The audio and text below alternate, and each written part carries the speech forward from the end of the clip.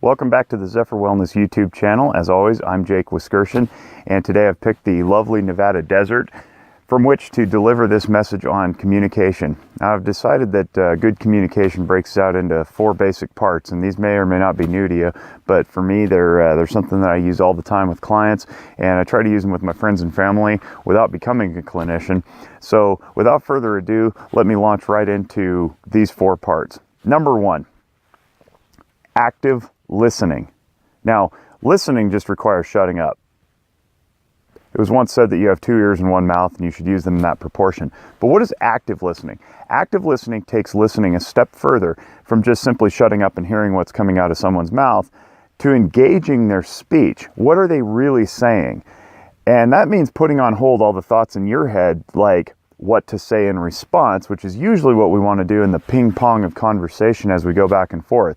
I'm always trying to think of the next best thing to say, but that's not necessarily good communication. I want to be accurate and precise with what I say. So active listening requires me really engaging and really plugging into what the person's telling me, which leads to step number 2.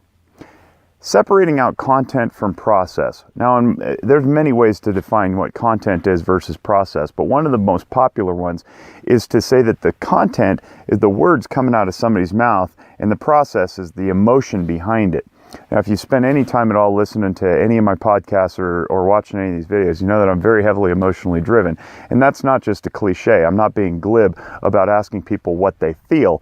And I know that, in my field, we tend to do that a lot. How does that make you feel?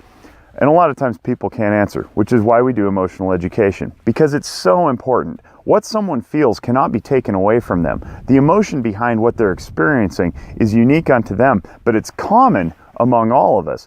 So if I know what somebody's process is behind the content of their words, then I can hear that, and then step 3, validate it. So step 3 is validation. I'm not validating that whether or not what they're saying is good or bad, or whether I agree with it, or if I think that it's worthwhile or even truthful. What I want to hear is, I want to get away from that content, whatever they're saying about who said what, the latest news flash, the latest sports victory. That's all content stuff. Behind it is the process of how do you feel? And if I can hear that, and I can hear that they're excited or they're sad or they're scared or they're anxious or they're depressed or whatever it may be, then I can meet them where they are, validate, that's number 3, validate the emotion behind the content, and then I get a reflection from them that says, wow, this guy's really hearing me.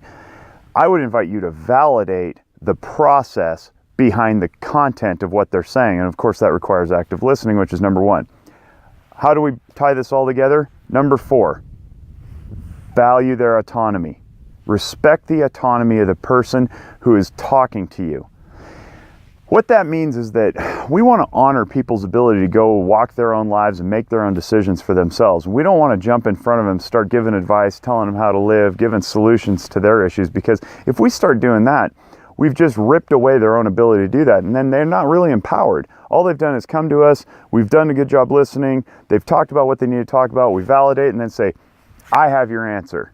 Well, now I've just solved their problem, not them, and then I risk creating a dependence for that person upon me to live their life for them. That's not fair, that's not ethical, that's not right, and it's certainly not efficient. I don't want to spend my time running around solving other people's problems. That's not at all what we do in counseling either. What we want to do is be present enough and create an environment that's conducive to change if people really want to. So being present, active listening, separating out the content from the process, validating the process, and then honoring a person's autonomy so that they can choose whatever options they want for themselves is how you can become a better communicator. And I guarantee you'll have people coming back to you time and again saying, man, you really get me, you really get me. And really all you're doing is getting out of your own way to meet that person where they are.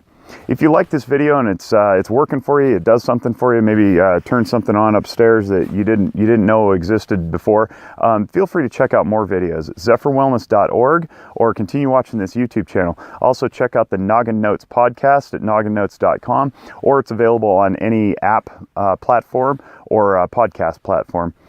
Thanks for joining me. I really appreciate it. I'll probably end up doing more videos out here in the middle of the wilderness because it's nice and quiet and I don't have to battle building noises like I normally do. Have a great evening and or afternoon or morning or wherever it may be, and whatever time it may be when you're watching this. I wish you all great mental health.